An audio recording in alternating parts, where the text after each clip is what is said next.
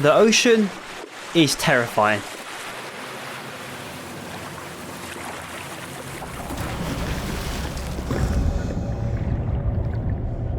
It covers the majority of our planet, and we've only mapped out about 20% of that. Less than 5% has been explored. For all our technology, all our progress, the depths remain hidden, unreachable. We know more about space than we do about our waters. It's the perfect canvas for horror. The sea embodies the fear of the unknown. Out there, it's just you and the abyss. And carry me off through infinite leagues of black air, over the towers of dead and horrible cities. H.P. Lovecraft used his phobia of the ocean to write his cosmic horror stories. Its vast darkness perfectly hides ancient aliens or incomprehensible entities.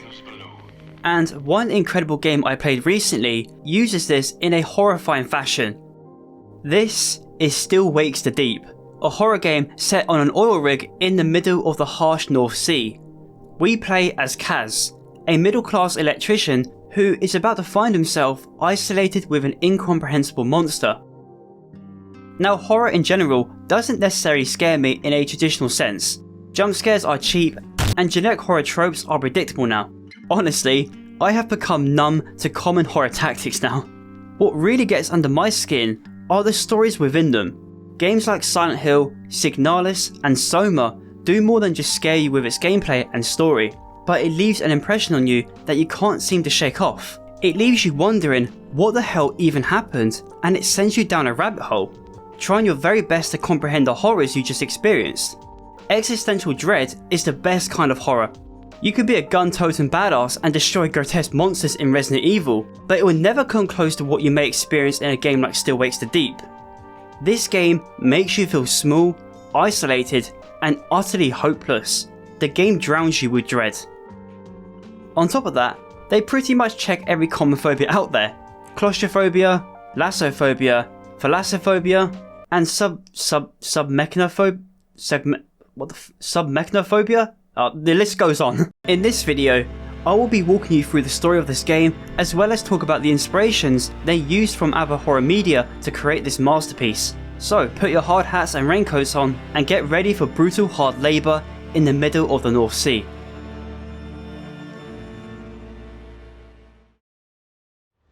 I still can't believe you went. What are you thinking? Going to that place? Wish you hadn't got yourself into this mess, but you did. The game opens with a letter from your wife.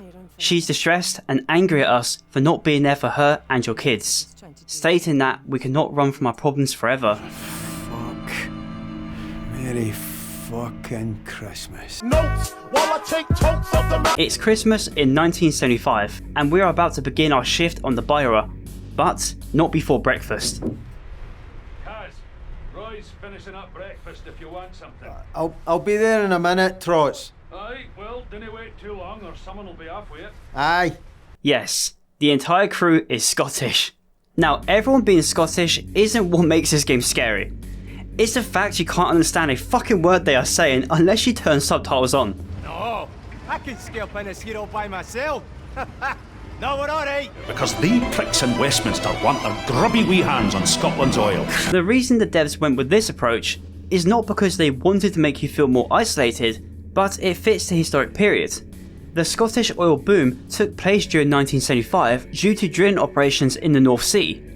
The discovery of oil actually kicked off a large debate about Scotland's benefits from this, as they were part of the United Kingdom, meaning the oil didn't belong to them. The North Sea is closely associated with Scotland, and one political party believed the oil belonged to them. The Scottish National Party used this in their political campaign for independence. Naturally, around this period, a lot of the oil rig workers were Scottish. The devs weren't just authentic with the rig's design, but with its setting too. But this also plays into its story. Since drilling has only just begun, these oil companies have no idea what they're about to discover. Outside our room, we can have a brief conversation with Finley, the rig's engineer and only female on board. See this old rig? It's a pile of shite. It's falling apart. I've only just started drilling. She starts off by complaining about the rig's condition, saying that the company who owns it are a bunch of cheapskates, including the man who runs the entire rig, Rennick. This wasn't uncommon during the 70s. There was a cowboy culture around the designs for the oil rigs as they prioritised speed and profits.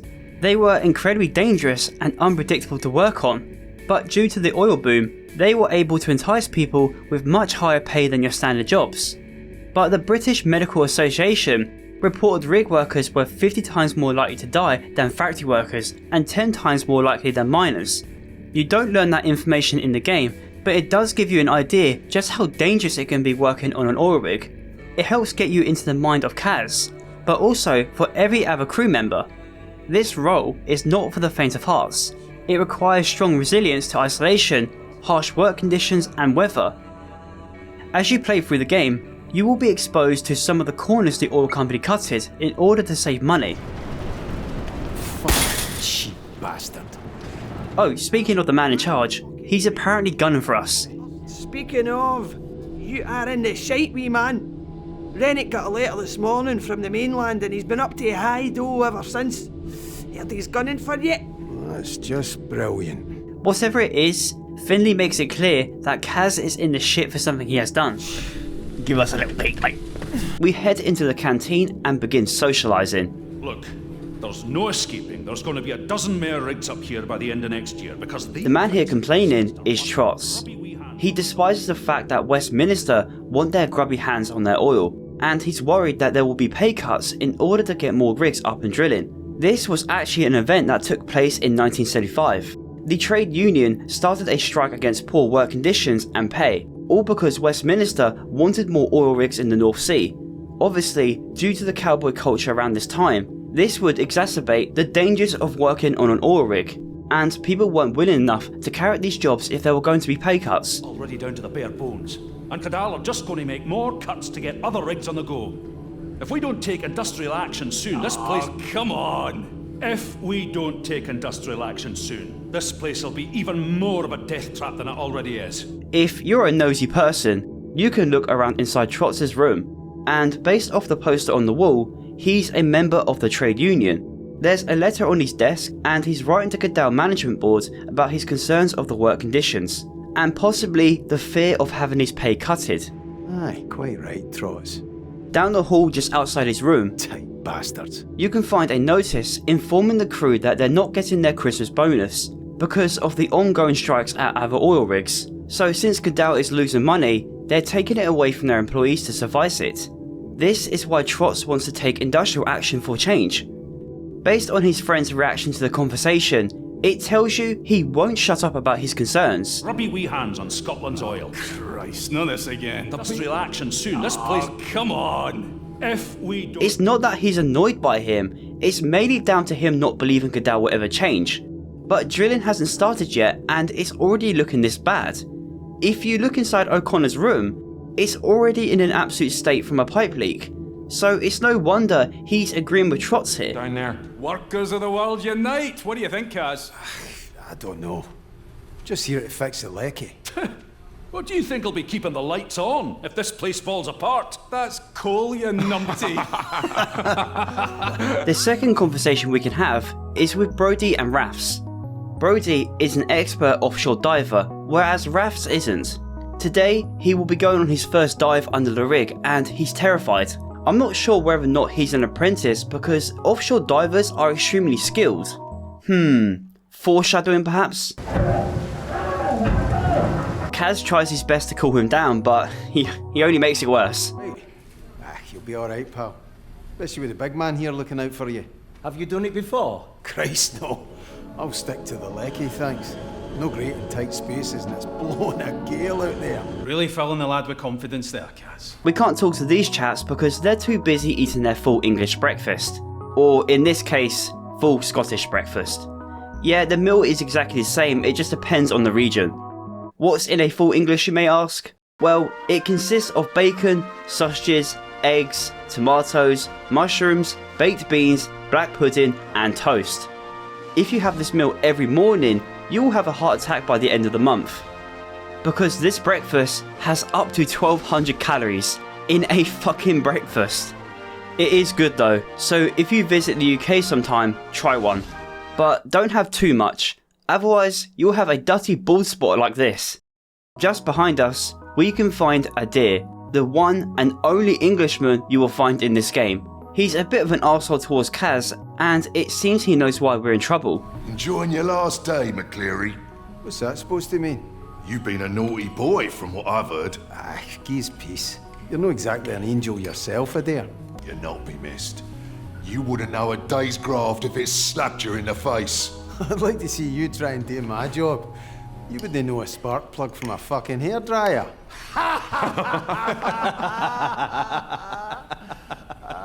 Watch your mouth, McCleary. The last person we can talk to is the rig's cook. Kazmil Mucker. I do.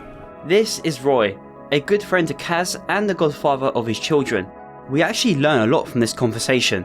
Kaz's wife is threatening divorce because it turns out Kaz is in trouble with the police. He assaulted a man somewhere in Glasgow and he fears the law has caught up with him.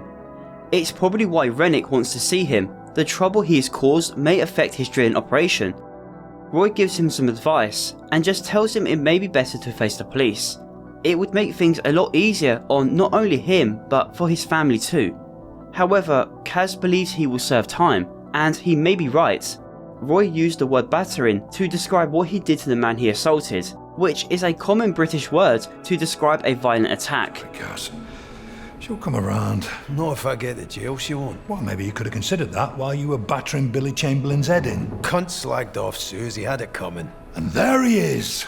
Floats like a butterfly, stings like a bee, and swears like the devil himself. Listen, mate, even if it is the police, maybe it's best to just go back and face it, yeah? Ugh, I don't know, Roy. I'm fucking scunnered with the whole thing. Everyone around you feels human. Their rooms, dialogue, their jokes, they all come with backstories you sense but don't overtly hear. The game even gives them all names. You feel the crew's bond and they treat Kaz with respect. They're not faceless NPCs. That sense isn't just creative fluff, it's backed by performance and design choices. The natural Scottish slang, believable accents and banter that sounds like real people. It all feels natural. It helps immerse you into the world. Even the design of the environments adds more to the crew's personality. For example, we can see the crew are having a darts tournament. Kaz lost in the semi-finals because he is shit, and the final is meant to be played tonight, between Finley and Brody. They even have Friday jukebox events, and there's one interesting detail here I just want to point out. Kaz has requested a song called Born to Run from the artist Brian Springsteen, a song about a working class man yearning for escape, love, and for a better future. This isn't relevant to Kaz right now, as we're only about 15 minutes into the game. Which actually reminds me, you've probably forgot this is meant to be a horror game, so it's time we visit Rennick before he loses his shit. Right,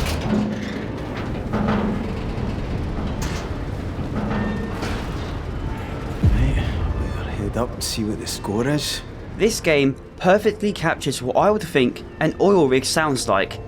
The harsh weather, the roaring sea, and people shouting at each other. The rig's design is also very authentic, as the developers used old footage from the 70s as a reference to build this one in particular. They found out the oil and gas company BP had a stockpile of footage of their oil rigs through the years. And it was exactly what they were looking for, as none of them actually knew anything about rigs in general. They also used the footage as a reference to get a general idea what Scottish people looked like back then. Their hairstyles, uniforms, the sort of equipment they would use, and even facial features. Obviously, the 70s was a very different time, so people looked more aged. The first 30 minutes of this game is simply world building. It helps you get an idea what an oil rig's worker's life is like. Through the game, it's rather comforting, but obviously for people who have worked on rigs, have a completely different experience. The whole point of the intro is to get you comfortable with the norm. It's the calm before the storm, because soon after, every bit of logic drowns. Getting down to the lower platform, we can have a chat with a lad working on the drill. Turns out, they are not able to start due to the drill being stuck, and they have a bad feeling about it. Alright, Roper, what's the problem? Don't usually see you down here. Drill's acting up this morning. Got the crew running around like blue-ass flies, but they cannot make head of... Usually, if something interferes with the drill, there's a lot of precautions that must be taken to ensure they are not drilling into a gas pocket. They would have to send someone down there to investigate and to see if there's any way to remove it. If not, they can carry out controlled explosions if it's just tough bedrock. A stuck drill is not only damaging for the equipment, but it can also be extremely dangerous for the crew because there's a chance for an explosion. We make our way up to the man in charge of this whole operation as he has demanded our presence. Kaz is fearing it involves the police, but the only way for him to find out is to face the music. Ah, Mr. McClary. So glad you could join me, and sorry to have got you out of bed. Shut the door and have a seat. No, I'm fine standing. Sit your ass in that chair, you fucking liability. But I run a tight ship. Rennick is a volatile man who runs his place with an iron fist. He prioritises speed and profits over safety. Again, nothing new during this period. He also kinda looks like that geezer from Snatch. Acts like him too. I don't have my fight, do I, you fucking prat? But I run a tight ship. Do you understand me? A tight ship. Technically, it's no shit. Shut your gob, you Ned prick! I am sick to fucking bouking of you wee gobshites messing with my operation. That chef might be a mate of yours, but he does not run things around here. I do. Do you understand me? All right, why don't you just get on with it? Don't you answer me back! You might be the height of shite on shore, McClary, but out here, I am the fucking king. Do you understand me? You bring the police to my door, to my rig. It turns out the police are indeed after him, even sending a letter out to Rennick informing him that there is a wanted suspect on board. But before he can scold us anymore, the drill operators call him, telling him the drill is stuck. I'm in a meeting. What? Fuck's sake, Gibbo, I don't care. We're on a schedule. It's a fucking drill. You've got a fucking drill, so drill through it. Yeah, well, Roper's a whiny old fud. He's got a problem with everything. I don't care if it feels off. Just fucking do it! And to no one's surprise, he commands them to keep going, completely throwing safety out the window. Get myself! Is that trouble with the missus? You're fired. You hear me? Fired. Come on, man. It's only a wee bit of trouble with the polish. I'm good with the lecky. I keep things running. You said it yourself. Out! Get off my rig! With nowhere else to hide, Kaz's only option is to return to the mainland and face the consequences of his actions. However, the drilling operation sets something in motion. Jesus, Gregor! Gregor! The drill causes an explosion, sending a shockwave through the entire rig, completely throwing it off balance. A man cries for help, and Kaz bravely charges towards the edge. Kaz! Help me! Kaz! His efforts were in vain though, as the man wasn't able to hold his grip, causing him to fall like a GTA character. A second explosion then suddenly happens, sending us into a watery grave.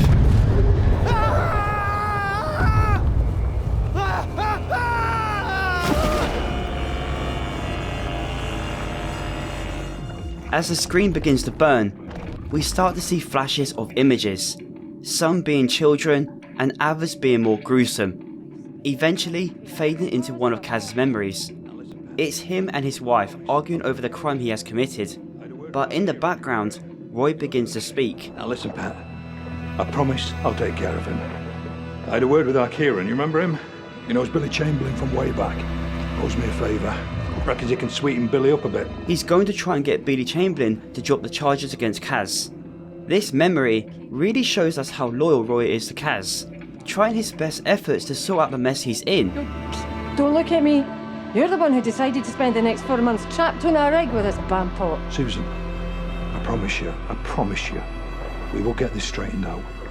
I will. You'd better.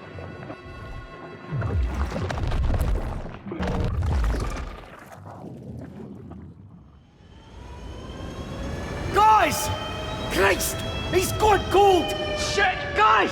To my surprise, Kaz managed to survive the fall, which is a complete miracle considering the distance we fell. At this height, the water would have felt like concrete, not to mention the drowning part too. We fade in and out of consciousness. Brody and his friend are not sure whether or not we are already dead, and upon waking up, they left us locked inside a room next to a heater, hoping we pull through. We exit the room wondering what the fuck is even going on, and our first encounter already sets the spooks in motion. We find Brody just outside and he tells us Gregor didn't make it. He was the one Kaz tried to save earlier, but he's not the only one. You got me out! Did you get Gregor? I got you, aye. I couldn't find Gregor. Fuck. I'm sorry, Kaz. Jesus. He's not the only one we lost. People are dying on the rig from an unknown cause. Brody has no idea what the hell is even going on, and he's assuming the explosion was caused by a gas pocket. Whatever it was, it's bad. The rig is falling apart and people are dying, that's all he knows. Right now, he's too busy trying to save rafts. The offshore diving bell he was using has been pulled out of the sea. We can hear him screaming in agony, and based on the bell bouncing around, you can tell he's not alone in there. That thing must weigh over a ton, but it's been knocked around like a Christmas ball hanging from a tree. Brody is desperately trying to set him free, but the controls are damaged. We do our best to help, but Brody wants us to make our way up to the main deck to find out what's going on. I feel bad for Brody here. You can hear in his voice how guilty he feels. What's wrong with rafts? I don't know, alright. Decompression shouldn't be this bad. I shouldn't have let him go down there. I said I'd look after him. He feels responsible for rafts. This dive was his idea, and rafts clearly wasn't ready for it. This is where the actual game begins. Oh, for fuck's sake! But to be honest, there's next to no gameplay. Shit! It's mainly just you running from point A to point B. Maybe do some chores, hide from something, talk to someone, and then rinse and repeat. And that's fine. This was exactly what the devs wanted this game to be. Even in their own videos, they call it a walking simulator. All their energy was put into the world and narrative. I usually ignore these kinds of games because I just find them boring. If you're going to have a walking sim horror game, you better have a gripping story. Thankfully, this game is one of them. Why do you think this video exists? Merry fucking Christmas. So since there isn't much gameplay, I'm focusing more on the narrative in this video, and I will be skipping through a lot of walking segments, but I am going to be making some room for parts that I found interesting. With that out the way, we speed run through the substructure to get to engineering. On the way there, we make a disturbing discovery. What the fuck? I can hear. The drill is completely destroyed. Whatever we drilled into, it's now growing its way up towards the rig. It's hard to make out exactly what it is, as it's emitting this strange light that's actually very mesmerizing. Kaz can't seem to take his eyes off it, trying to comprehend exactly what it is. The longer he stares, however, distorted bubbles start to appear on the screen, the same ones that appeared right after the explosion. Whatever it is, it causes Kaz to hear something. I can hear. Douglas yells for our attention and urges us to get off the platform before it collapses. This segment was very anxiety inducing, simply because of the roaring ocean beneath me, jumping gaps and hanging off pipes with the abyss watching me, knowing that we may have just unearthed something that's now grown its way up into the rig. It's terrifying. The last thing I want to do is fall into the ocean, because whatever this is, it came from there.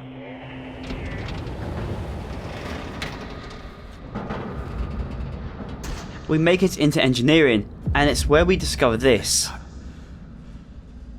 That thing that's growing up the drill has already made its way deep into the underbelly. It's like a kraken, wrapping its tentacles around the rig to drag it deep into the ocean. Rennick makes an announcement, informing everyone there's been a minor drill issue. There's been a minor drill issue, so for the time being we are suspending drilling operations until it's fixed. And he's trying to get it fixed. Does that dickhead ever leave his office or something? Does he know what even happened? They're not fixing shit. It reveals what kind of person he is.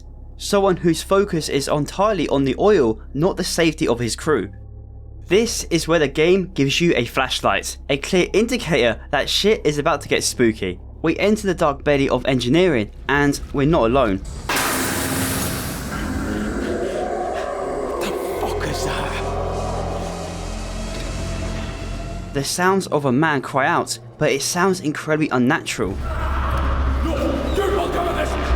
The fuck is that? Almost as if it was something else trying to mimic a human. It's the last thing you would want when you're treading through ice cold water and darkness.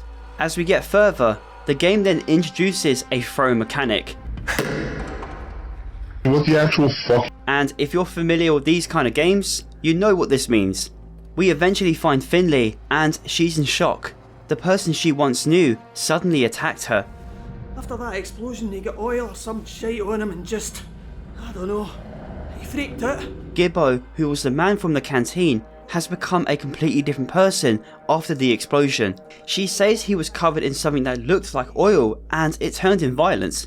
Those cries we could hear throughout engineering was him, and now he's somewhere in here with us. He's still out there. You mean out here? As in out here with me? Aye, that's exactly what I mean. Oh, that's just fucking brilliant. It's here we stumble upon something incredibly gruesome. What the fuck?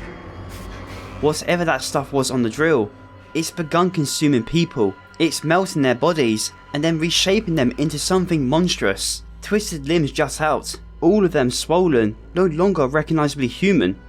Staring at it causes those weird bubbles to appear on our screen once again. It messes with Kaz's head, almost as if it's trying to communicate or distort his mind. Further into engineering, we find Gibbo. He's always out of sight and we can only hear his agonising screams.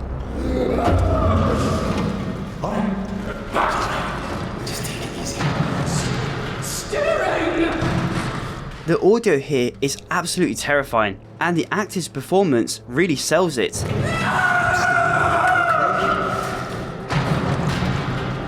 Audio is one of the most underappreciated parts of any horror game. It's a way to convey messages to the player without showing any detail. With visual clues from earlier, it's clear what's happening. The monster or infection has caught Gibbo.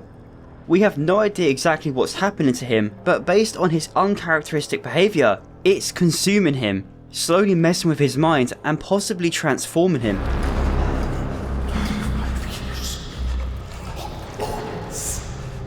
As we climb down this ladder, he reveals himself to us, running past and closing the hatch. Looking at him closely, this infection has completely transformed him, and he was alive while it was all happening. His cries were the final bit of humanity he had left. Even protecting Kaz by closing the hatch behind him, even telling him to go away. It's a really horrible thing to think about, losing your mind and then slowly turning into a monster. Before we leave, we find Douglas dead. No! Douglas! Douglas! Jesus, no. You can't be. Most likely killed by the monster we just encountered. We can even hear Gibbo scream it wasn't his fault in the background. Just leaving this place fills you with dread. I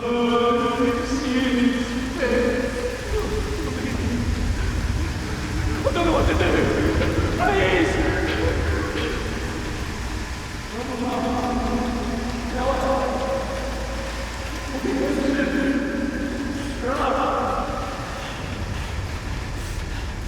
Nothing can be done to help Gibbo. He still has humanity left in him, and that's the terrifying part. He's fully aware of what's happening to him and he can't control it. His actions are no longer his own. We finally make it into accommodation, and it's where we are greeted with a call. McCleary here? It's O'Connor. It's O'Connor, Gibbo's friend from the canteen. Just like everyone else, he has no idea what is going on, and he and some other workers went down into engineering, the very place we just left, and we already know what's down there. Before we can tell him, the phone cuts off. Come up through the underrick. Rennick better give the evacuation. O'Connor? You have to go through accommodation, it's all blocked. Do you hear me? O'Connor! These phone calls are actually optional. You will find many of them throughout your journey, and it gives you an insight to the chaos. What's going on? Jesus, I need help. I don't know what to do again. What was that? Christ, something's happening to me. Some people are calling for help, and others are calling for updates. It doesn't really tell you anything, but it's a great way to enhance the atmosphere. In the lounge, we can find Trots on the other side of this door. He's in serious trouble, but Kaz doesn't seem to realise what's going on, despite him screaming for his life.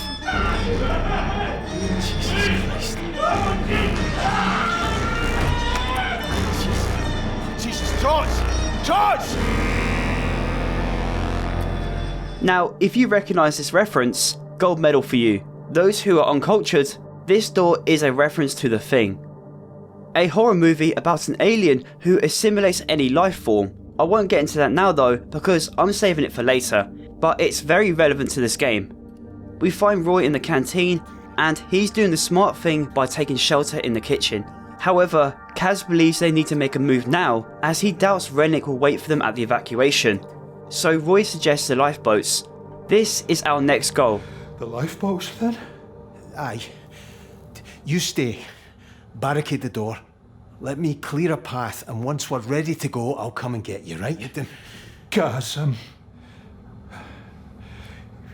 you won't leave me. It's bloody terrifying out there. I'm not leaving you, pal. I wouldn't blame you if you did, mate. I mean, you got all the food in here for a start. Listen, get your man upstairs on the case, and I'll see you soon, right? On our way back to the main deck, the horrors really ramp up. Jesus. What the fuck's happened to them? Whatever this infection is, it doesn't just turn people into monsters, but it fuses their bodies together to create something much greater.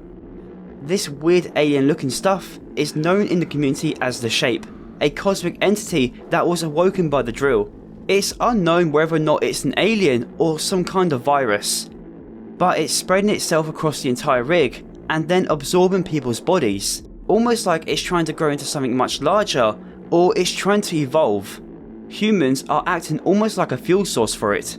This is unrelenting body horror. It completely deforms those it catches and makes them unrecognisable, stretching their bodies out and in some cases making them bigger to the point where they don't look human anymore. It's more like it's trying to mimic us. But you know what the worst part is? These people are not dead.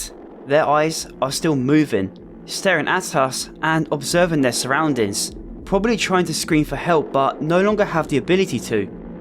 If you listen closely, they're still breathing.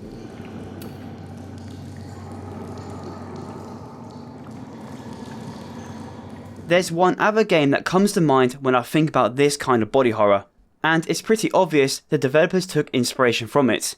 That game being Dead Space.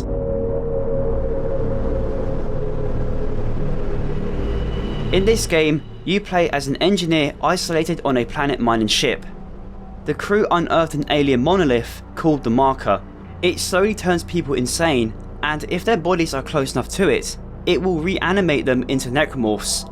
A horrifying, grotesque monster that doesn't even look human anymore. But that's not where the inspiration came from. In some places, you can find large clusters of human bodies being morphed together to create something much greater. The Shape is doing something similar. If you get close enough to its roots, flashes of Kaz's memories begin to appear on the screen, causing him pain. Oh, my head's pounding.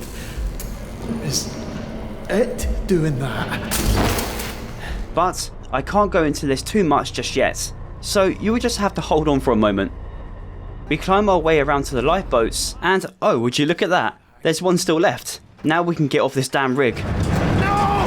Jesus, what? Fuck! Well, this was to be expected, because even before you've reached the lifeboats, you can find a notice informing the crew that majority of the boats are out of service. The timing could not be worse. Obviously, I don't really need to go into detail as to why this is terrible. If you're stranded on an oil rig, your only means of escape are lifeboats, a basic health and safety need, because if there was an explosion or a large fire, landing a helicopter would be even more dangerous. A phone begins to ring behind us, and it's our Lord and Saviour, Rennick. The dickhead is calling to find out what the hell we're doing. It's me, Kaz. McClary, what the fuck are you doing to my lifeboats? It's gone. It's just fell off into the fucking sea. You must have done it wrong. Fuck off, Rennick. You built this fucking thing, not me. Is this guy blind? Like, is he not seeing the monsters we're seeing? Anyway, he tells us to bring any other survivors to the helipad back on the main deck. You see, Rennick? What? Well, does this mean we're okay, like? No hard feelings? Get to fuck, McClary, and when you get back, fuck off again. So we will have to go back for Roy. Cheap bastard.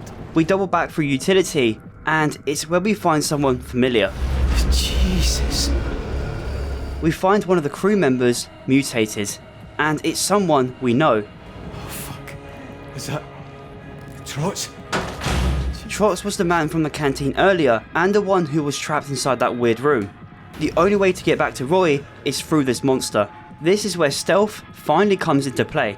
It's incredibly basic and honestly quite buggy, because sometimes the monster can get stuck on objects and can even block you in some cases, but this does allow you to get a much better look at it, and it's horrifying.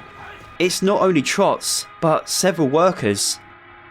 They have all been moulded together to form a body, and Trots has become their mind. It crawls like an animal and even uses its tentacles to pull itself around the room. That's not even the most disturbing part. This shape has fully assimilated Trots, now using his voice to attract others or even torment them. Stop hiding!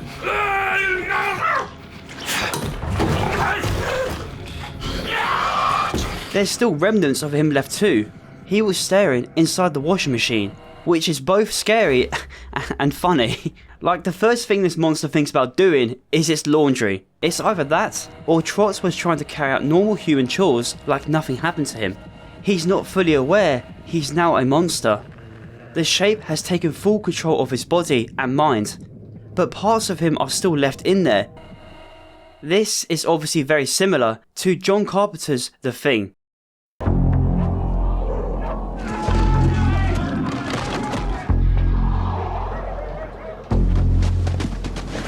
A film about a group of scientists in Antarctica who uncover an alien that has the ability to assimilate any life form, completely taking the shape and mind of any human it chooses. However, the shape and the thing are very different. In the film, it only assimilates as a means to survive. It's not there to conquer Earth or anything, it crash-landed on it. It has no idea where it is or what a human even is. It's just as confused as the scientists. In fact, the film is more about paranoia and the trust issues between the crew. The monster is rarely on screen and it keeps you guessing because the thing is very intelligent and is able to accurately mimic a host. The shape, on the other hand, can't accurately portray its host. It can take their mind, but it cannot retain the lifeform's original body. It completely deforms it, which is similar to the thing when it exposes itself. The devs took the body horror from the film and applied it to the shape. They're very similar, but they're also uniquely different. The thing has to make contact with a life form in order to infect them. The shape spreads its infection very differently, and I will come back to this when the time is right. We finally make it back to Roy and tell him the bad news. The only way off this rig is by helicopter, and Roy doesn't believe he will be able to make it unless he has his insulin. And Kaz's reaction just leads to the funniest part in this entire game. Insulin? What? You're fucking kidding, Roy. Now? Oh, I'm sorry to inconvenience you, Mr. Bloody Fit and Healthy. I tell you what, I'll have a little chat with my pancreas, shall I, and tell it to pull its socks up. Alright, fuck's sake. Could you not just eat some fucking jam or something? Oh, bloody hell, the man's a medical genius. I'll get on the blower to Dr. fucking Spock and tell him not to panic. We've solved diabetes here. It's fucking McCoy. No Spock. He was the pointy-eared cunt. This type of dialogue is what makes this game feel so authentic. Despite the horrors around them, they find time to cheer each other up with some jokes, and it makes them more likeable. Roy is like family to Kaz, and you really feel that through the way they treat each other. It makes you care for both of them. This is where they split up, which doesn't sound like a great idea, but they don't really have a choice. Roy needs his insulin, and Kaz needs to make sure Rennick doesn't take off without us. So we head back out onto the main deck to ensure that doesn't happen.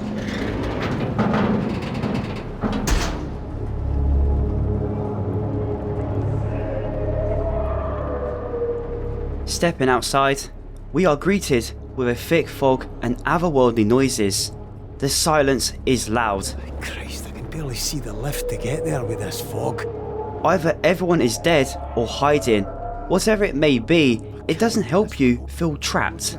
The work environment has now been replaced by horrors we cannot comprehend. But I'm going to pause it here for a second. This segment reminds me of a TV series I watched recently called The Rig. A show about a Scottish oil rig in the North Sea that suddenly gets surrounded by a thick paranormal fog after drilling operations. Which sounds a lot like this game, but apparently it wasn't inspired by the show. They do feel a lot similar in some areas, but the similarities end with the oil rig setting. The show was kinda shit anyway. I just thought it was worth bringing up because I did see some discussions on whether or not this game was inspired by it. I personally don't think so, simply because a significant amount of UK oil rigs are in the North Sea, so where else are they going to set it? Alright, back to the game. One interesting detail I found here is this dead seagull. In fact, you can find several dead birds scattered around the main deck. It tells you multiple things.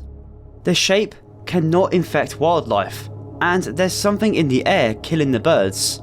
Either elements from the rig due to the explosion, or the shape's infection is airborne. These horrible mounds of flesh could be releasing spores and polluting the air.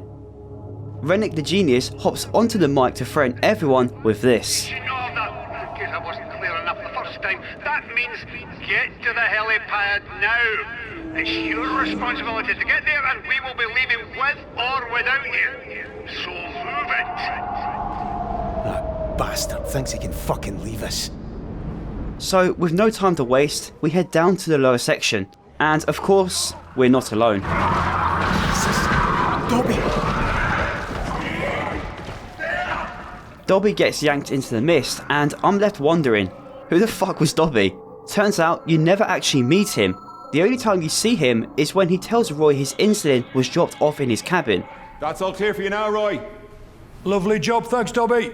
Oh, Trot says he's left your insulin in your cabin.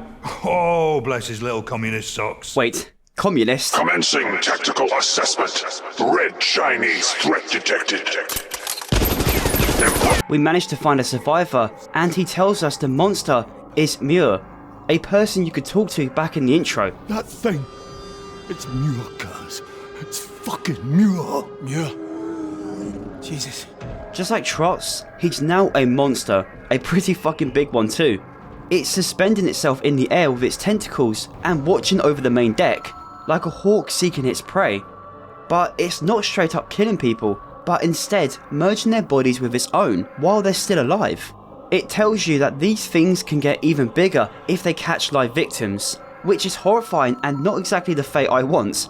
So we partner up with Innes to sneak to the lift, but also round up any survivors we can find. It's no him anymore, Innes. There's nothing we can do but leave. Save who we can. Aye, you're right. Kaz is a very selfless person, and he's already shown us before that he's willing enough to put himself in danger to save others. Not only because it's the right thing to do, but these are his friends that are dying. He spent months building a bond with them, and now they're being turned into monsters. He wants to do as much as he can to save them, especially Roy. He promised him that he's not going to leave him behind, but the only way he can make sure they both don't get stranded is if he can make it to Rennick. We rush to the lift with Innes, until he's suddenly caught by the monster. Kaz tries his best to save him, but the strength of it was too much.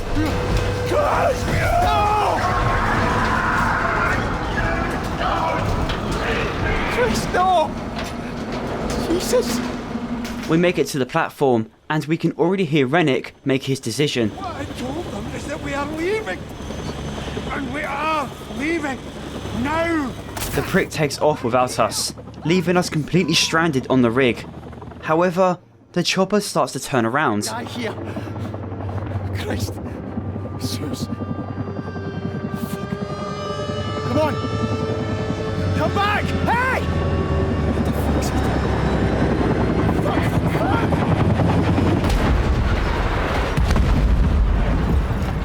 Wow, it's a good thing Rennick is a selfish bastard. He spared Kaz from a quick death.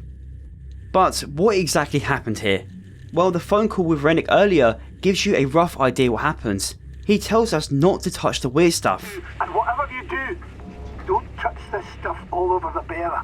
It's possible Rennick touched the shape himself and got infected, then turning at the worst time possible and crashing the helicopter. The monster in him wanted them to return to the rig. While Kaz is unconscious, we see another one of his memories. And it's here we find out Kaz ran away from the police. Seriously think if you leave the country this will all just blow over? No one's going to chase me out into the middle of the North Sea. My mum always said I'd married beneath me, Kaz. Him being on the oil rig was part of his and Roy's plan, hoping if he spent 4 months working on the rig, everything would cool down back at home. And his wife has every right to be angry. I thought you were smarter than this. I'm fucking doing my best. No, you're not doing your best. What do you know about oil rigs, you roaster? Kaz claims he's doing his best, but really, he's running instead. His actions will affect his family. It's selfish of him to run away and hide. His kids won't see him for months, and his wife will have to deal with the police while he's gone. Him requesting this song back in the lounge is pretty fitting for his character. Well, sort of. The song Born to Run is about a middle-class working man who wants to escape his death trap of a job and run away with his loved one, hoping for a better life. Kaz is running from his problems by working on a death trap away from his family, hoping that everything will cool down so he can move on with his life. I could be reaching here, but there's definitely some sort of connection. Both the song and the game are about desperation, escape and love. When are you leaving? Tomorrow morning. You are shitting me, McCleary. It's the girls' school concert. I'm fucking scunner, Suze. What do you want from me? I'm just saying this, Kaz. If you leave us, if you run, if you go, then we are done. You hear me?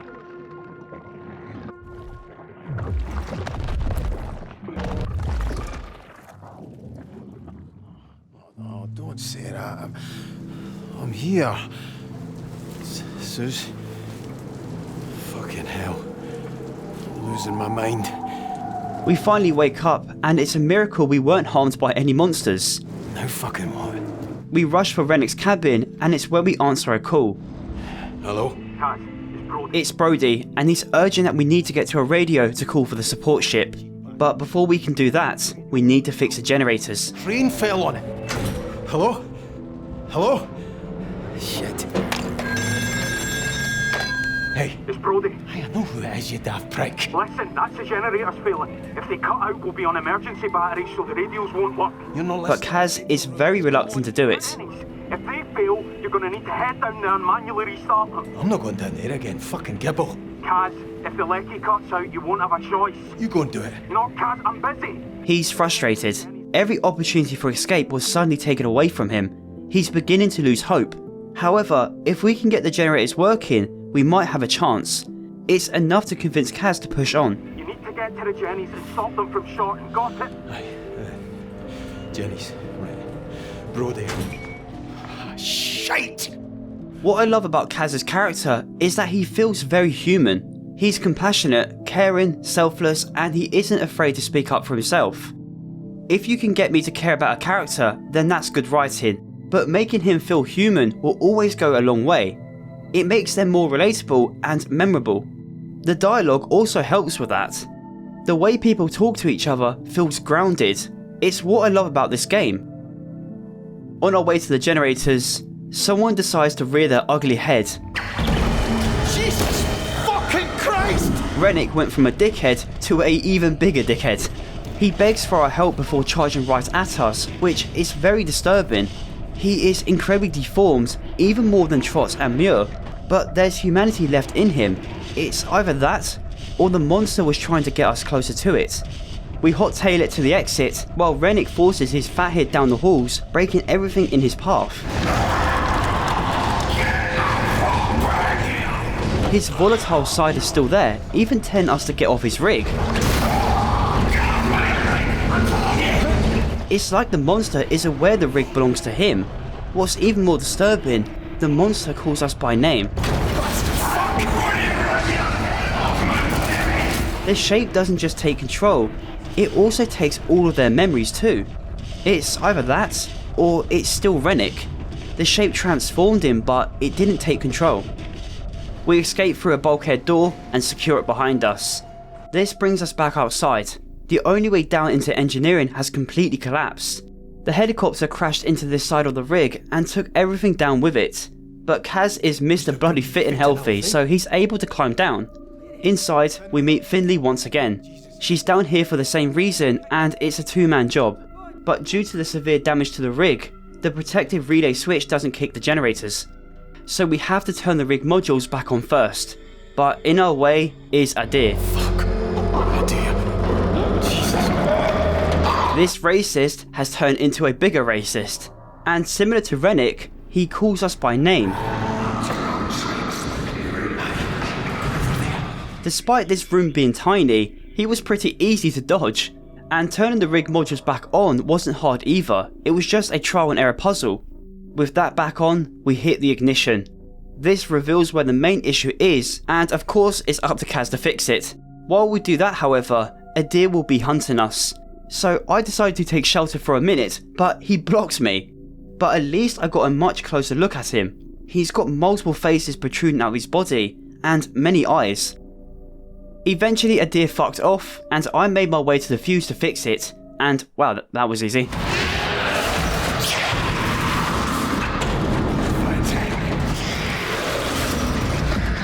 Fuck off, you cunt! Stop on. With that all set up, we hit the protective relay once more. Now that the power's back on, the radio should be up and running. However, Brody calls with some more bad news. The entire rig is beginning to sink, a moment I was absolutely dreading.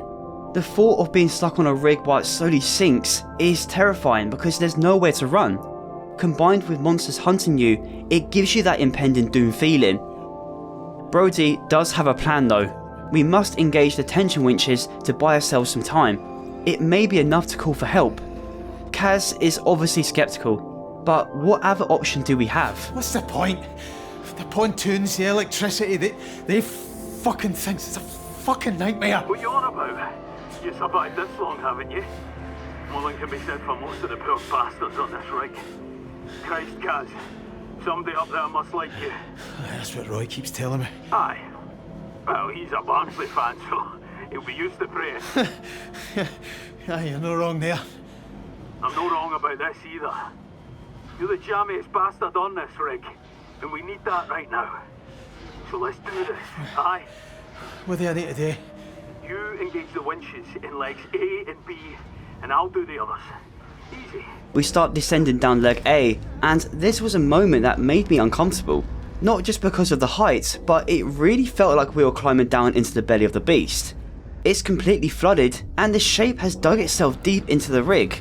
It's like the rig is now part of the shape, and we are in its nest. I'm never gonna get the fuck out of here. At the bottom of this leg, we find the first tension winch, but that's the easy part. Getting to the second leg is a much more daring task. It's much more flooded and requires swimming through tight spaces.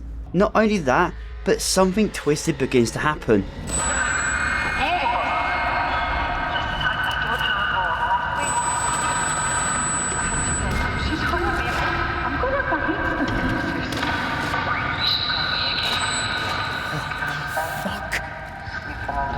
Kaz starts to hear a voice. Not just any voice, it's Susie's. This isn't actually the first time we heard this either. When we first discovered the shape, he claimed he could hear something. As we move through the water, the oil rig begins to sink. Oh Christ, fuck. We are running out of time, so Kaz needs to make a bold move, one he desperately wants to avoid, but he has no other choice. So we engage the debris screen and jump into the pipe.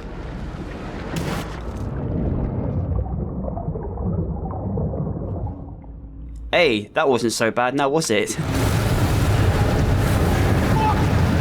Oh shit, it just keeps getting worse.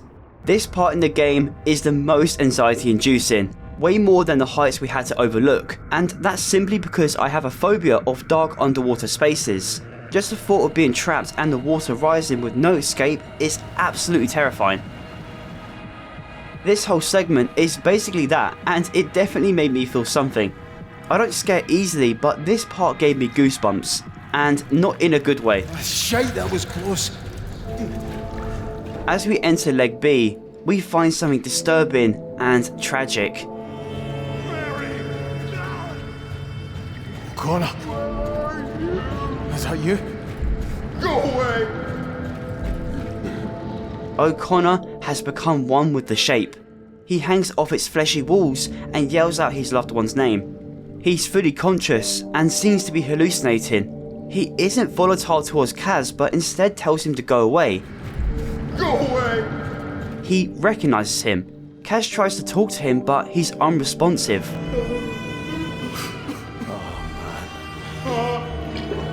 Mary! What happened to you? Go and fetch Mary!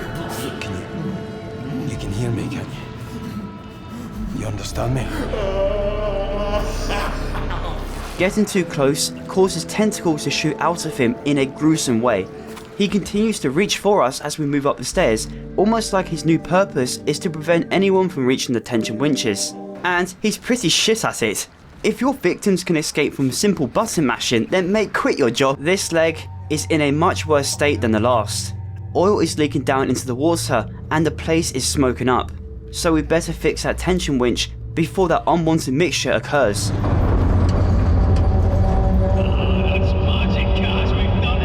We take the lift back up to accommodation and we set our eyes onto something both beautiful and absolutely fucked. The shape is releasing spores throughout the rig, and this isn't the first time we've seen this. All the way back in accommodation, you will see spores move by a window, a very subtle detail at the time because players may think this is just dust, but this view right here changes that. Even if you don't come into contact with the shape physically, it can release its infection into the air, and that can only mean one thing. Kaz is either infected, or he will be soon.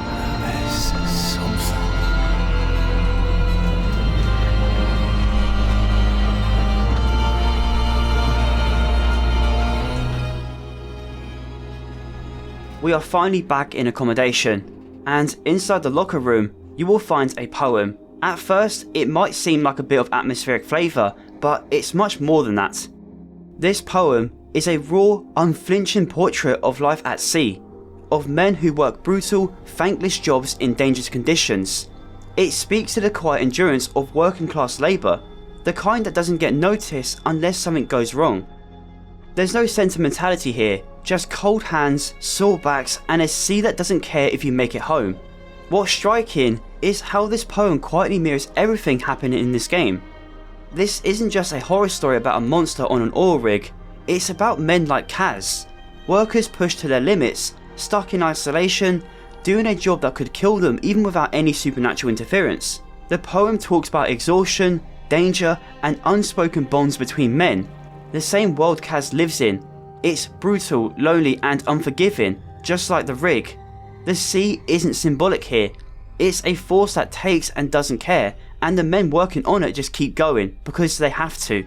The poem also feels deeply personal to Kaz, even if it's never directly addressed. He's not a hero, he's a man running from his past and barely holding his life together. But like the men in the poem, he keeps going, not because he's brave, but because he has no other choice. The poem talks about men who don't complain, who bottle things up, who survive by burying fear beneath routine. That's Kaz in every moment. He's surrounded by chaos, both cosmic and emotional, but he doesn't ask for sympathy, he just endures. The poem gives voice to something Kaz never says himself, that there's dignity in survival, even when no one sees it. This sea is not poetic or romantic, it's something to be endured, feared and respected. We use the phone to check on Roy, and thank the Lord he's okay. Roy, fuck's sake. Kaz uses this time to update him on everything that's happened, and the things he's seen, including what he saw when he found O'Connor. I saw O'Connor. He's one of the things, but I thought...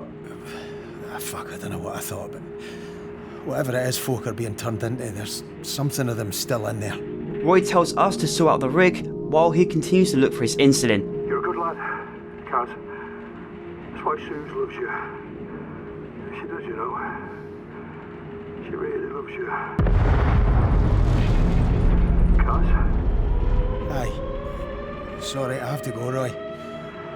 Remember, Jesus loves you, Kaz. Everyone else thinks you're a cunt. Alright, pal. But as we walk away from the phone, it begins to ring again.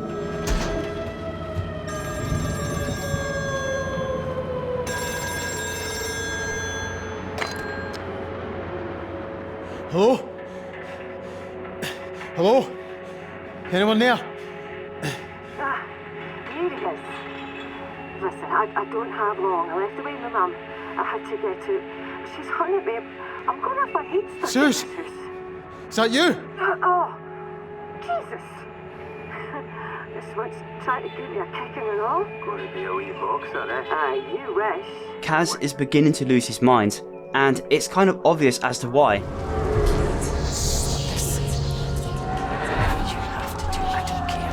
Suze. Jesus Christ, what the fuck is happening to me? He's been exposed to the shape for far too long. It's now messing with his memories and making him hallucinate. It's only a matter of time now where it starts to consume his mind, so we better get back to Brody.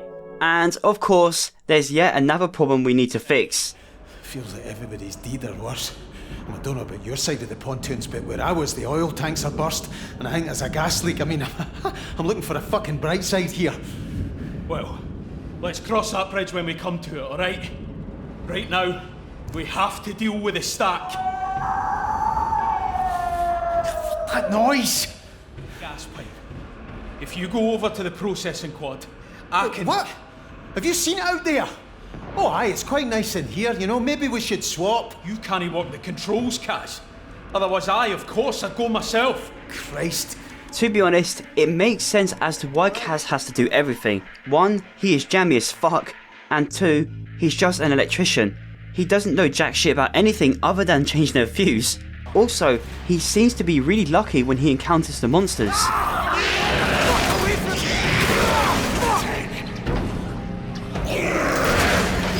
Adir is back, and he really wants to make sure we don't reignite the stack. Fuck's sake. Me in the morning. But instead of killing us, he decides to sit in the worst spot possible. Shit! I'm doing this! So with one good throw, Adir is no more.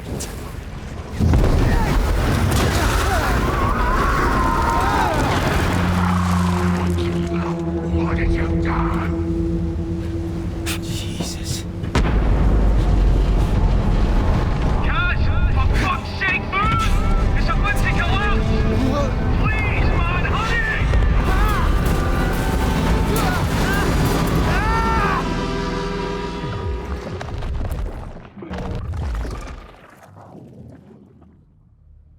Once again, we see a brief memory of Kaz's. It's him and his wife arguing, but Kaz is a lot more vocal this time, even aggressive towards Suze. He wouldn't let it go, okay? He's carried a fucking torch for you since school. He's always hated me for being the bigger man and for having you in those beautiful fucking wains. Oh. He's trying to justify his actions, but it seems like Kaz beated Billy for a petty reason. He selfishly got himself in this mess, and she's worried about their future. The reason Kaz is seeing these memories once again is because he's holding onto the guilt over his family. He ran away from his problems and left his wife to pick up the pieces. That wasn't his intention, but he really did think signing up for this job would solve his problems. Which it clearly didn't. He was afraid of what might happen if he went to jail. Would he lose the love of his life and his 2 daughters? Would he lose everything he's worked so hard for? He's been running away from this guilt ever since, and it seems like the Shape is aware of that, using it as a weapon to make him weak. But he keeps fighting. Love is the reason why he's still alive, just so he can see his family once again. That's what he's fighting for. So we pick ourselves up and we meet Finlay and Brody in engineering. Kaz? I thought... Aye, he's a walking greeting miracle. Are we doing this or no? Aye. Unfortunately, it seems like our plan didn't work. In order for the rig to float higher in the water, Brody will have to dive down to release the tension cables. That way, we can hopefully buy ourselves more time for help to arrive. He tells us to wait in marine control, but Roy suddenly gets on the microphone. Control. It's Roy. Hello, can anyone hear me? He's trapped on the roof just above accommodation, and he desperately needs his insulin. Kaz, without hesitation, rushes to help him.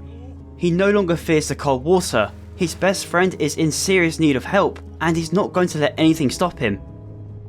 Accommodation is no longer safe for anyone to take shelter in. The shape has grown into it and consumed any human in its way.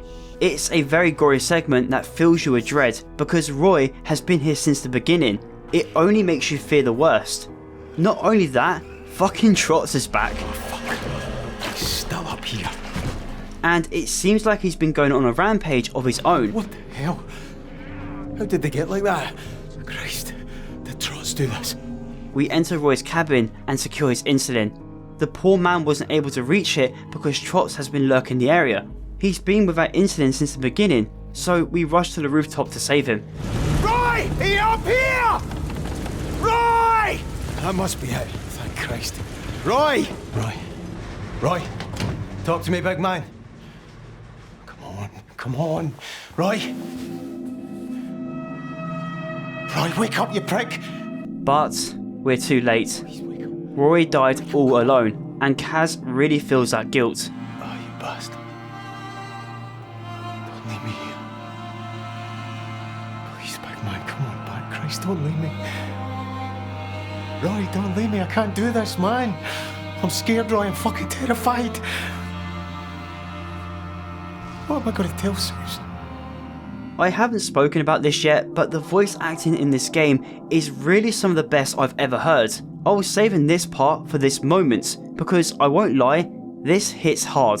You can really feel what Kaz is going through, and that's all because of his voice actor, Alec Newman. His performance really moved me. Every word that is spoken has a lot of emotion, and he makes it believable. She loved you, big man. She really loved you. So did my girls. Wait, what am I going to tell them? Oh, sorry.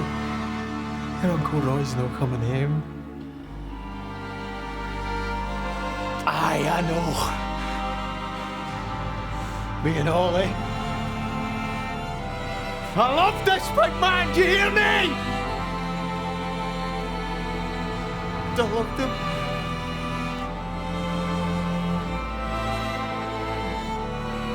He's known for several performances in video games, but he has starred in many British TV shows too, one of them being a show called Grace, a crime drama that's actually filmed in my hometown, Brighton. I can't show any of the scenes due to copyright, but it's really surreal when you watch a show and recognise every area in it. Here's a fun fact, this game was made in Brighton, and their development studio is like 20 minutes away from me. With no other choice, we leave Roy behind and make our way to meet Finley in marine control. What's interesting here is the shape's light is now pink. There's no explanation as to why, but I believe it's evolving. As it consumes people's minds, it grows more intelligent and aware. The more vibrant colour tells you it's alive. While Brody is releasing the tension winches, we work on the marine controls, and it's where we find Roper. Jesus fuck. Roper. Oh, you and all. Just like many others, he's been consumed by the shape, and he was the one who tried to prevent the drilling operations, but due to Rennick's greed, he unleashed hell. While Kaz has been extremely lucky surviving this nightmare, many others haven't. He has been losing friends one by one, and it just makes you feel even more isolated. Similar to O'Connor, Roper is conscious. He feels every bit of pain the shape is committing, and all Kaz can do is watch. Since Kaz has no idea what the fuck he's doing, Finley guides him step by step over the phone, until we successfully flood the pontoons with fresh seawater, allowing Brody to safely swim down to the winch controls. Now what? That's it. Come on. Come on, what? It's moving. Did it work? Fucking aye! See, that's the hole was after all. Oh, thank Christ, Finley. With that, we start heading towards Finley, until the oil rig begins to sink lower. Now it's all up to Brody to save us from drowning. Sus! Sus! What's... Sus! Gracias, afición. Este para vosotros. Sus!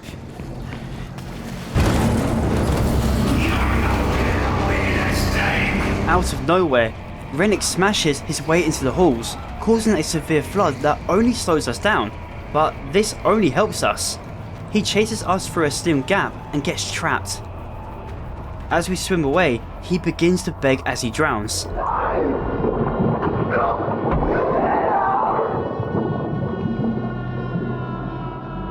Finally, that prick is dead, so now we make our way back towards Finley. But there's a sudden shift in mood. Finley's stoic demeanour is gone. We take the phone from her and Brody tells us the bad news. Kaz, you made it. Brody, what's wrong with Finley? She's freaked out here. Listen, Kaz. There's no much time. There's oil and gas getting in here. When it fills, it will be headed right up the drill pipe. What are you on about? I'm still in the pontoons. He's not coming back. The pontoons are rapidly flooding with oil and gas and he can't stop it. He's accepted his fate, but he's not going down alone. He intends to blow up the entire rig to destroy the shape. So he urges us to find a way off. But Kaz is sick of losing more friends and he insists on saving him. I'm sorry. Wait, listen. You're on your own now. I'll come to you. Alright? No, you won't. You wouldn't even get halfway to me. The leg's flooded and the gas, it's no possible. You got your dive gear? Aye. So you can use that? It's oil, Kaz. There's nothing to be done. Don't fucking say that. I knew the risk when I came down here. Fuck. Can he lose you as well? But nothing can be done. Brody is sacrificing his life so that we can live. A sacrifice Kaz reluctantly accepts. As well. Listen, I'm alright, Kaz. I'm already back on Skye. You've never seen water like that, Kaz. Clear, peaceful. You just let go and everything's fine. Aye. That sounds beautiful. You go one day. Alright? No, fuck that. I'm never swimming again after this. As the water rises, Brody starts to see his own home, Skye, an island in the northern parts of Scotland, where the water is clear and peaceful. The shape is showing his own home as a way to soothe his death, but why? Either Brody is imagining his own home, or he truly is there through a hallucination. Similar to Kaz, when he starts seeing a past memory, it's of home, albeit a much more stressful way, but it's his home regardless. It's like the shape encourages people to submit by showing them something that makes them happy. But that isn't always the case. Kaz is holding onto his guilt, and that's all he's been thinking about. There's something in him that he can't let go of, and it's like the shape is showing him how, but he just doesn't see it yet. Brody is a good man with a loving family, so he has nothing to hold him back. Thus the hallucination being happy. It's getting higher. Alright, I'm here, Brody. I'm not going anywhere. Alright, I'm here. Get him! Brody. Oh, fuck. Brody. Jesus.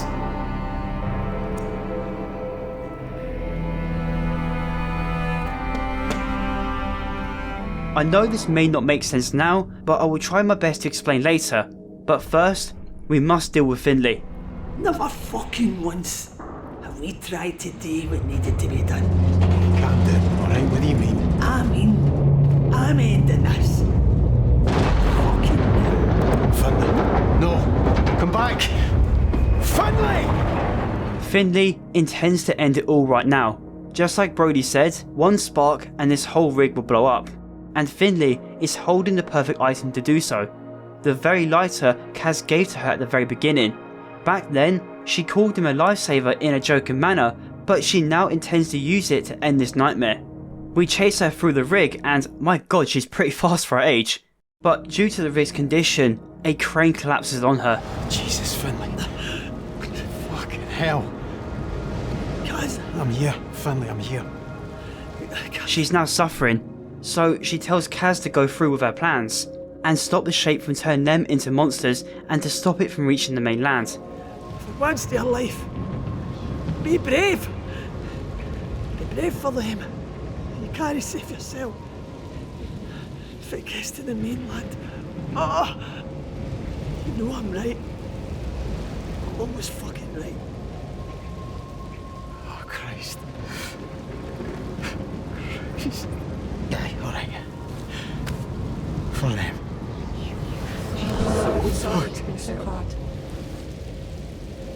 It's a rather sad moment. Yet again, Kaz has to watch a friend suffer. What makes it more tragic is that Finlay can also hear a voice. What? Who is it you hear? When it's close. Who do I hear?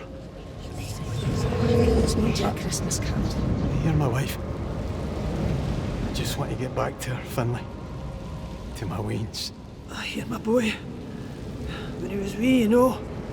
I hear him now. Kate. I'm thinking Kate. He's singing. Just like Kaz, she can also hear a loved one, that being her son. Again, it's like the shape is using their own memories as a way to lure them to the light, to make them part of something bigger. But Kaz needs to put an end to this madness. It's the only way he can protect his family. So we take the lighter and head into the drill shell. As we step into the light, we enter what looks like an alien planet, an entity Kaz cannot comprehend, and it's these words that really says it all. Christ!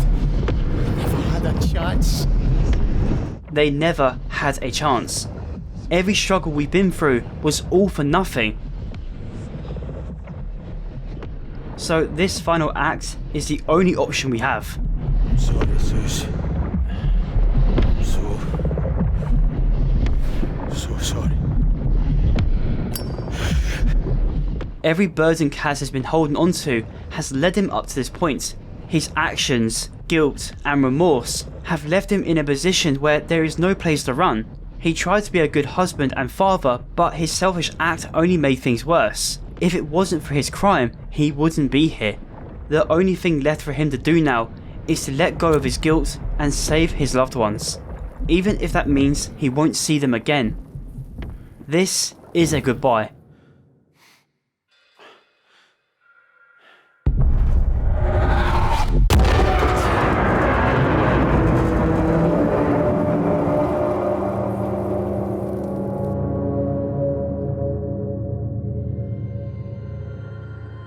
As Kaz moves towards the lights, the happiest moments of his life begin to flash before his eyes.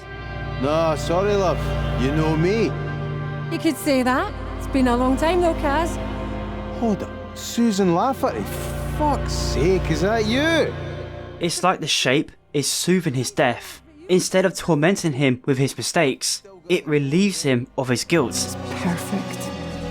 She looks just like you. Thank God for that. She's got your eyes though. My dad's eyes. I'm sorry, Kaz. I know you'd have wanted him to meet her. Nah, fuck him. The bastard wasn't interested in me. Why would he care about her? He loved you in his way, Kaz. I'll never leave you, Susan. I'll be at your side forever. And I'm always going to be here for this Wayne. But something odd happens.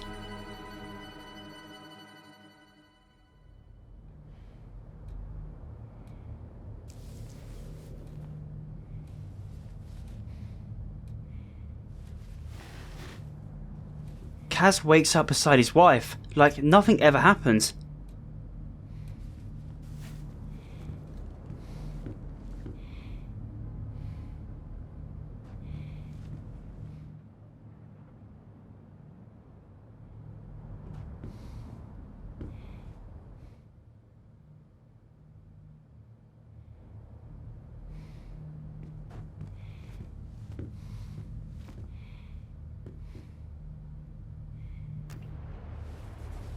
Kiss the Waynes for me. Tell them I'll be back for Christmas. I'm sorry, Sus. As we open the door, we are greeted with the North Sea. This is not a dream, but a memory. The very moment he made the mistake of leaving his wife, his guilt wasn't washed away, but instead repeated through a tormented hallucination. The game concludes with a letter from his wife. It's a more hopeful one. It's a letter he never received, the one that would have calmed his soul, washed away all his worries, and would have made him sleep better. Everything was going to be okay. Hey, Kaz. I'm sorry it's been so hard. Just wanted to send you this. To say we'll get through it. I know we will.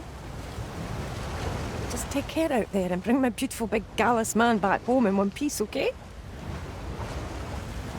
I miss you and I love you. And the girls miss and love you. I'm still raging at Roy, but he's a good man and I know he'll look after you. Whatever happens, we will be all right. We can weather this. Just wanted to say that to you, Kaz. To keep you safe and close and make sure you know to come home to us. I love you, Cameron McCleary. Be safe out there on those waters. My man. My love.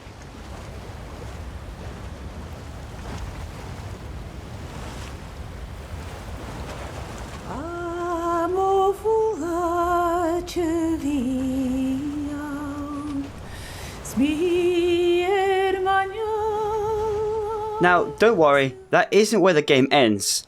We still have to talk about its DLC, but before I do that, I just want to quickly go over everything we know about the shape. And to be honest, it's all theory. What we do know is that the shape is some sort of virus or parasite that takes control of infected hosts. It also consumes people's memories. Kaz was slowly losing his mind throughout the game because the shape was feeding off his past, hence why he was having flashbacks. In my opinion, I think this shape is some sort of cosmic entity that collects memories of its victims to grow and become a greater conscience. It lures people towards it with hallucinations and traps them in some kind of purgatory state once they have been fully assimilated. Kaz waking up at the end wasn't him having a nightmare, but rather him entering purgatory. Now, there are theories that this entire game isn't real. Kaz actually died when he fell off the rig, and what we experienced was his dying memories but in a form of a nightmare. In my opinion, this can't be true, because we saw bubbles on the screen before he fell off the rig. I think this shape is a real monster that was awakened by the drill, and that becomes very apparent in the Sirens Rest DLC. So let's not waste any more time and let's dive into it.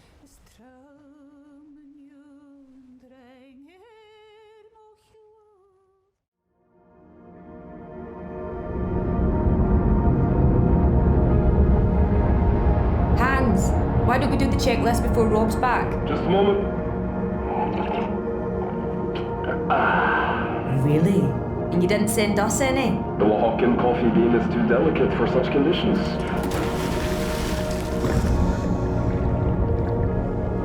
It's now 1986.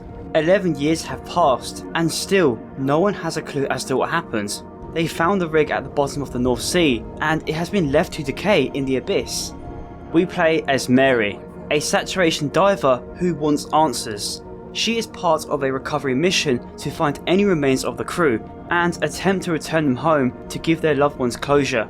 The bearer, yes, I said it correctly this time, don't worry, has scattered all across the seabed and is sitting at a depth of 187 meters. That is terrifying. This DLC nails the atmosphere. I was anxious the entire time. Like I've said before, I have thalassophobia, and this game is basically a simulator for that fear. You will be swimming through claustrophobic tunnels, navigating the crushing dark of the deep sea, and we know exactly what might be down here with us.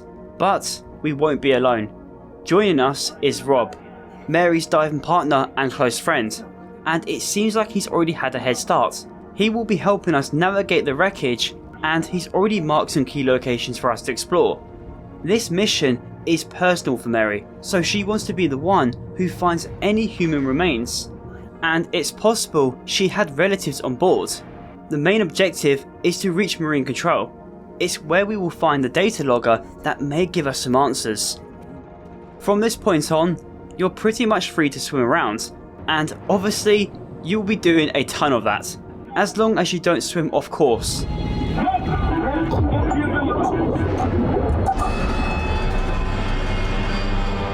I was really excited for this DLC, but I've got to say, this was really disappointing. A fat nothing burger. The majority of the time, you're just swimming around and taking pictures, with a few spooks now and then. I won't go into too much detail about the story just yet, but things only really happen in the last 30 minutes. It's about 2 hours long, depending how fast you swim through it, but the majority of the time you will be exploring the bearer. I personally didn't mind that. Swimming through the halls again after 11 years was naturally eerie. So much time has passed, but a lot of it seems intact. Rob, I found an old photo. Still intact? Yeah. This photo belongs to this man. His name is Cor Vanderbilt, and he works in administration. Throughout this game, you will find the remains of several crew members, and it's completely optional. You don't have to find any of them if you don't want to. I'll leave you to rest. But it was cool to explore and find many familiar things that were related to the main game. For example, you can find the crashed helicopter with Archie's remains. Archie, stop! And you can find the lifeboat has accidentally dropped into the sea. It's a really nice touch. I found a bunch of life jackets, unused. Meaning that lifeboat sank without passengers. At the entrance to admin, we can find the cutting arc. A tool similar to Kaz's screwdriver, it will allow us to open up areas. If you want, you can ignore the main objective and backtrack to a locked cabin. Inside, we find the first clue as to what happened. Is this? No, it can't be. What do you see? Coral? But it's probably too cold and too deep for that. We find what Mary believes to be coral, but really it's calcified remnants of the shape. But of course, she doesn't know that.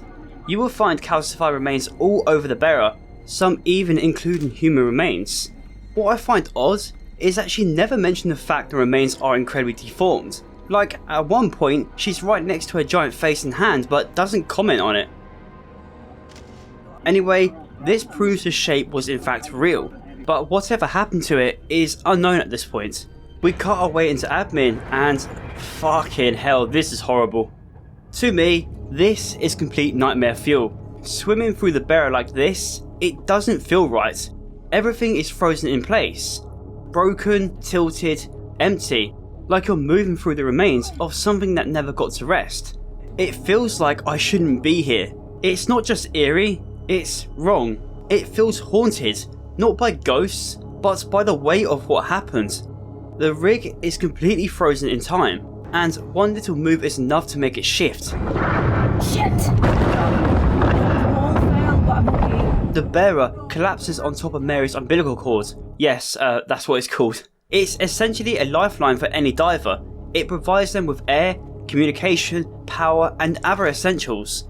They need it in order to survive. But in this case, she has no other choice but to disconnect. It will only be for a moment, but it's enough to shake Rob. Rob, I'm gonna have to detach. What? Why? Just so I don't get tangled. Okay, please be careful, Mary.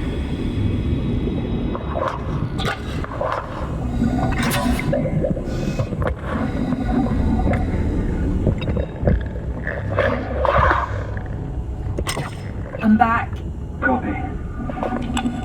As we swim deeper into the bearer, we somehow find an air pocket. Is this? This can't be. There's an air pocket. What? It's an entire room, maybe more. Have you ever heard of such a thing? No. You're serious? Yes. Has it been like this for 10 years? This shouldn't be possible. The bear has been at the bottom of the North Sea for over a decade, nearly 200 meters down. At that depth, the pressure should have crushed every sealed compartment, and any air left inside would have long escaped or been absorbed. But somehow, there's still breathable space down here. It's like parts of the rig have been preserved, held in place by something we don't understand, something that doesn't care about physics or time. It's at this point Mary begins to hear things. Wait, what the fuck? Hello? Stupid. Either the bear is shifting or something is down here with us. Oh my god. When it's telling you to look behind you, you know something's coming. That was a fucking lie. Eventually, we reach Marine Control. The data logger is surprisingly intact and it should be able to give us some answers. Hopefully, we can get out of here safely.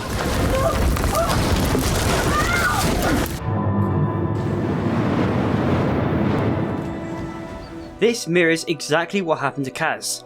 After he fell into the sea, that's when the horror began. Mary is about to go through the same thing, but I'm not leaning into the whole dying memory or whatever.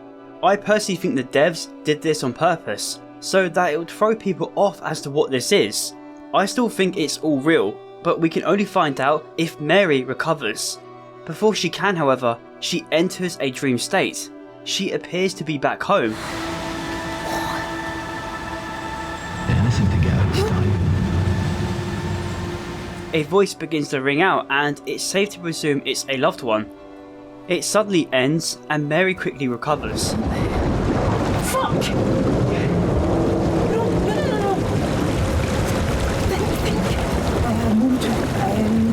Where is the bear from here?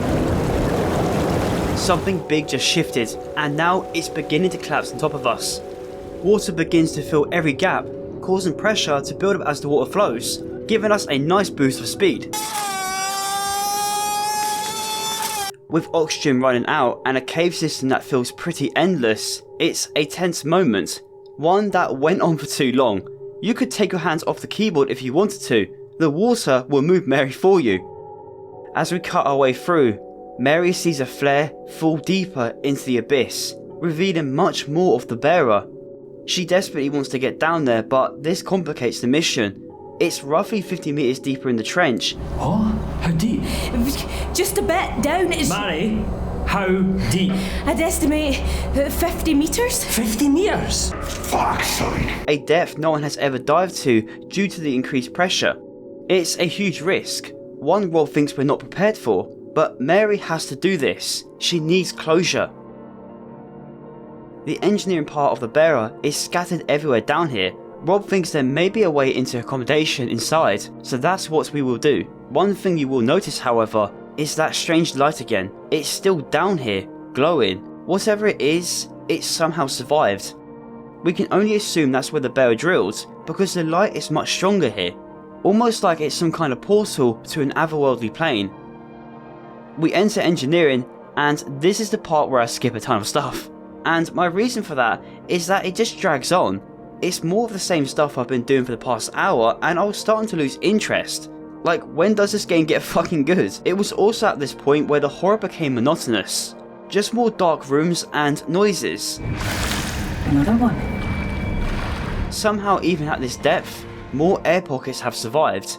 We disconnect from the core to investigate, and it's finally where the weird shit begins. Didn't I already? What the hell? Mary finds the exact same photo along with the exact same body. And of course, Rob isn't here to listen to her because she's disconnected. She's beginning to hallucinate, repeating steps she's already taken. She can't exactly identify if it's the same person due to decay. The only thing linking the two is the photo. Eventually, Rob manages to scavenge a recording off the data logger, and it may give them answers. Let's extract a recording from the data logger. Wanna listen with me? Yes, definitely.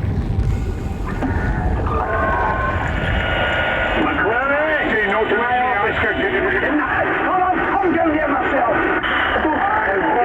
Come back.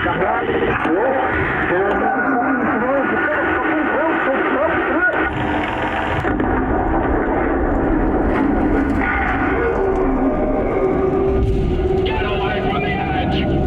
Guys! Get back!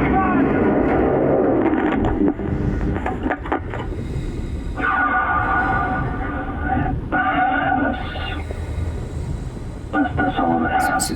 So an explosion, that explains all this. This obviously isn't a good sign for them.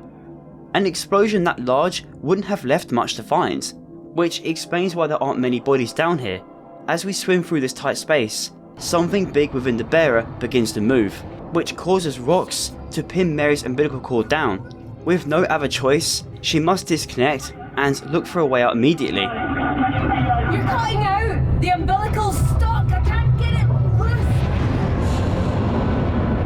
What the hell was that? I don't know. Somewhere with tanks, big water tanks. As we do that, the spooky stuff finally begins to happen. One area within engineering messes with our electronics, exactly how the shape messed with Kaz's flashlight whenever he got too close. So that obviously means one thing. This was a mistake. I am so sorry. Rob, there's something in. What? We find Rob in the auxiliary exit and Mary begins to panic. With oxygen running out and her electronics breaking, it starts to give her that crushing feeling. With an infinite supply of flares, we head deeper into this underwater grave. This is where something really begins to mess with Mary. I'm supposed to go in that. A black mauve pipe, that's what. Come on. Rob encourages her to press on, but something doesn't feel right with this. And you only realise what's happening the moment Mary does.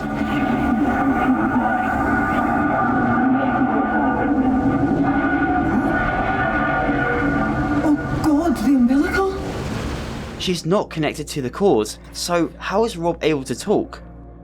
Well, it's because it's not him. The shape is using his voice to lure Mary deeper into its nest, and it's here where it finally reveals itself once again.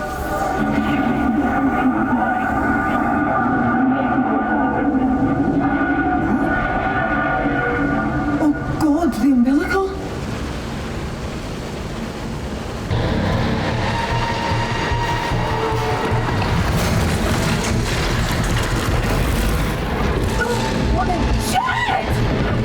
And I mean, it's about time.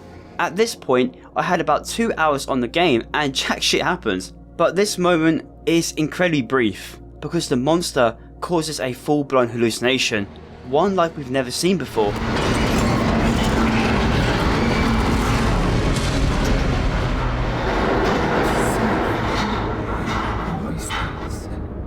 Mary is somehow on the bearer, a place she has never been to. The shape has created this for her, because it knows what she wants. There's no signs of life. It's empty and lonely. The only thing here is her and a voice.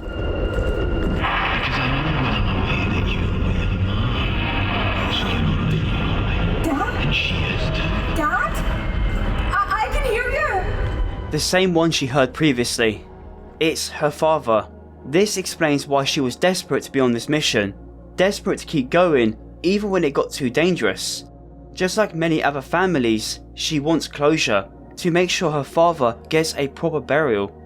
But with the state the bearer is in, I doubt she will ever find him. The shape is using her desperation for answers as a way to lure her to what is a mystery right now. Dive together, I've got you. Just hold on to me.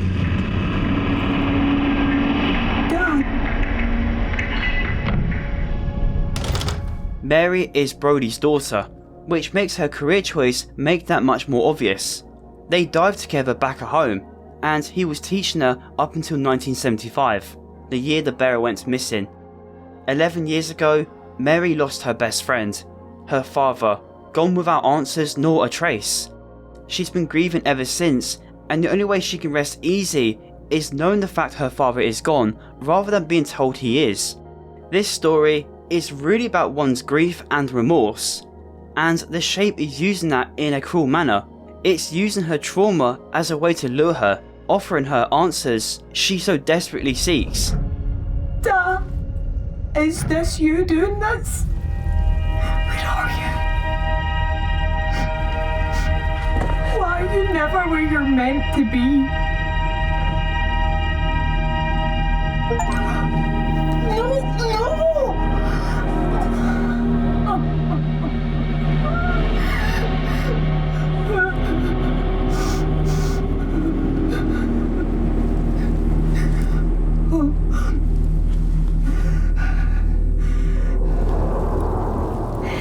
to get out of here. With time running out, we immediately head straight back for the bell. But for those who were wondering, yes, you can enter Kaz's room. You can find a picture of him when he was younger, and Mary believes it's a sign from her father. How did you survive here? Is this from you, Dad? But it's not your cabin. Either there is some sort of connection here, or she doesn't fully believe she's back in reality. We finally make it back to the bell, but Rob is nowhere to be seen. With the shape still alive, it only makes you fear for the worst. Despite Kaz blowing up the rig, it managed to survive. Though it seems to be weaker, it can still influence the minds of those near, luring people like Mary to possibly grow itself back to the form it originally was. And it wants to make sure we don't escape. Jesus! What the hell?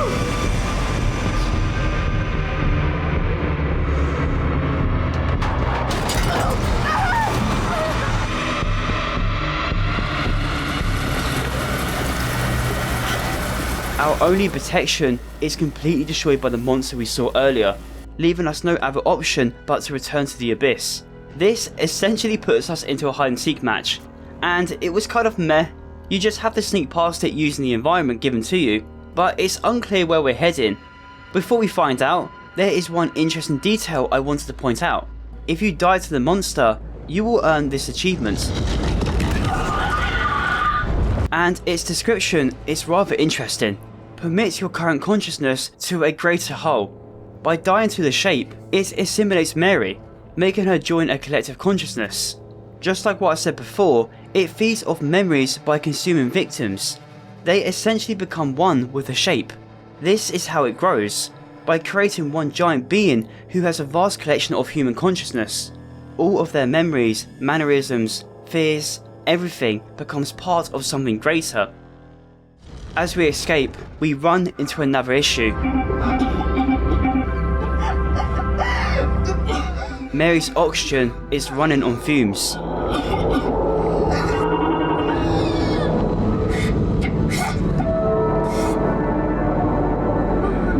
With no end in sight, a door glows in the distance. We desperately swim towards it, with no idea where it leads or if it will go anywhere. What else can you do when you're on the brink of death? Fight until your last breath, or do you accept it?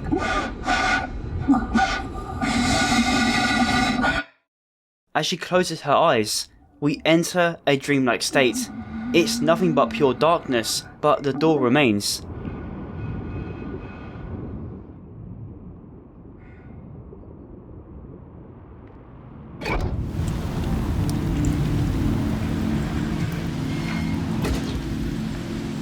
Inside, we find that very place we saw earlier. She's back on the island of Skye, the place Brody used to give her diving lessons. She's home. I can't be here. I can't be home. The shape isn't just soothing her death here, but it's giving her closure.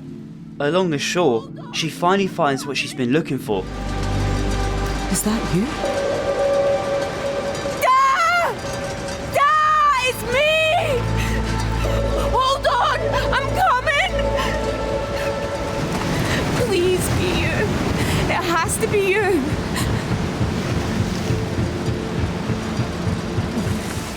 There she is. Dad! You found me. I knew you would. I just had to wait. I had to get to you. I had to. I didn't expect this. Why bring me here? Time for a diving lesson. What? What's the problem this time? The Flodagary fairies only come once a century to pull men under.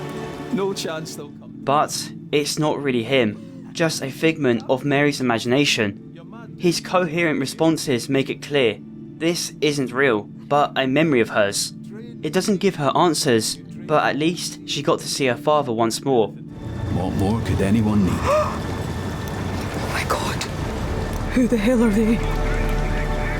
Dad, what's going on? The sea is full of strange and beautiful things, Mary. In the background, she sees many faceless people. She has no idea who they are, but we do. It's the crew of the bearer. You can see Rennick, Finley, Adair, Dobby, Gibbo, and of course her own father. This may be a memory of hers, but this is real. They are now all part of the shape. And this is purgatory.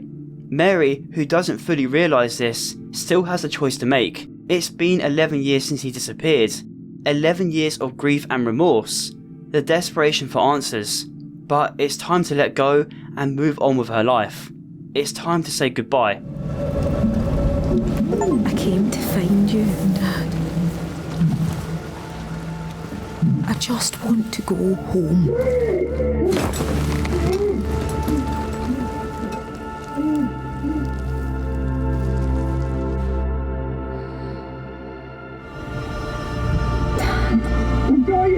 I'm dying, just stay with me! Hold on, alright? No! Just hold on. I've got you. I've got you.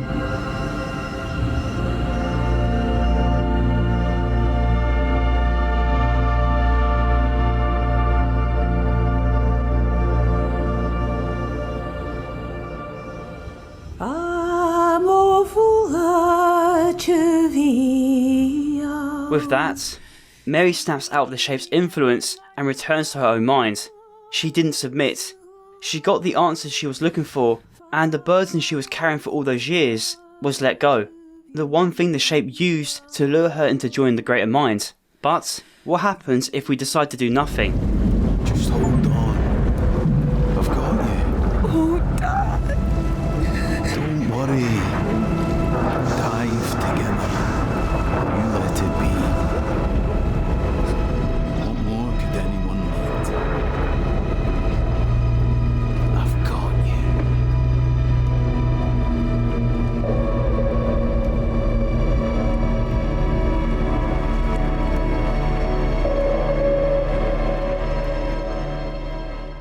By not letting go of her grief, she joins her father in the greater conscience. She submits to the shape. Sirens Rest doesn't give you any real answers, no closure, and that's probably for the best. That's the whole point of Lovecraftian horror. You're not meant to understand it. It's the not knowing that makes it terrifying. Humans fear what they can't explain, and the moment you explain too much, the horror disappears. The shape is an entity that only takes. It doesn't explain itself. It doesn't justify what it does.